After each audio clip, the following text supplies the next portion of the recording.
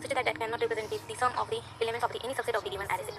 So we need to calculate the smallest positive integer that not being the sum of the any subset of this array, means 3 plus 1 is 4, means all the sub array sum is 1 plus 3 4 and 2 is 6. So here every element inside that array that having the subset sum from 1 to 6, but 7 is the smallest positive integer that not the any subset sum of this given array.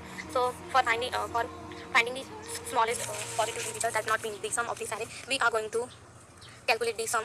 First we are going to initialize our one variable that will trigger the sum of for our array.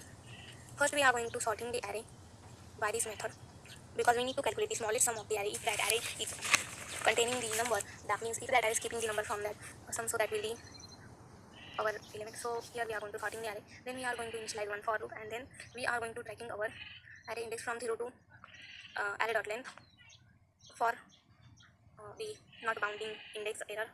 So for reducing the bounding index error, we are going to always initialize this variable, and then we are going to repeatedly check if our current element is less than equal to our result.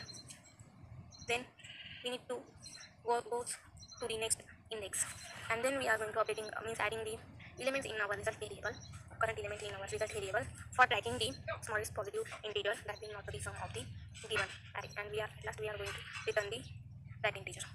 So let's check, compile this. Yes, our all test cases are passed.